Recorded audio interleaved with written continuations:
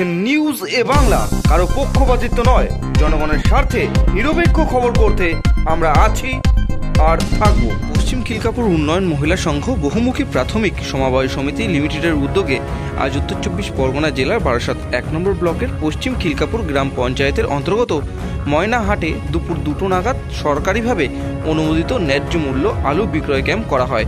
এই প্রসঙ্গে পশ্চিম খিলকাপুর গ্রাম পঞ্চায়েতের CSTBL ফিরদৌসী বিবি জানিয়েছেন, বাজারে আলু ও পেঁয়াজের দাম ঊর্ধ্বমুখী, তাই সরকারের উদ্যোগে স্বনির্ভর গোষ্ঠীর মহিলারা পশ্চিম খিলকাপুর সমবায়ের থেকে আলু ও পেঁয়াজ কিনে অল্প দামে বিক্রি করছে। পাশাপাশি তিনি আরও জানিয়েছেন, আলুর বাজার মূল্য আনুমানিক 35 থেকে 40 টাকা হলেও তারা 26 টাকা করে সমবায় থেকে কিনছেন এবং 30 টাকা করে বিক্রয় করছেন। ঠিক তেমনভাবে পেঁয়াজের বাজার মূল্য 40 থেকে 45 টাকা হলেও সমবায় থেকে 35 টাকা করে পেঁয়াজ কিনে 40 টাকা করে বিক্রি করছেন তারা। এরকম ভাবনা চিন্তা হচ্ছে, এখন যে বাজারে এত আলুর দাম, পেঁয়াজের দাম এত বেশি যে আমাদের সরকারি উদ্যোগে আর কি, যেটা আমাদের স্বনির্ভর গোষ্ঠীর মহিলারা এই আলুটা বিক্রি করে আমাদের এটা পশ্চিম খিলকাপুর পঞ্চায়েতের এটা সমবায় থেকে এই আলুগুলো কিনে আমাদের বিক্রি করা হচ্ছে অল্প দামে আর কি।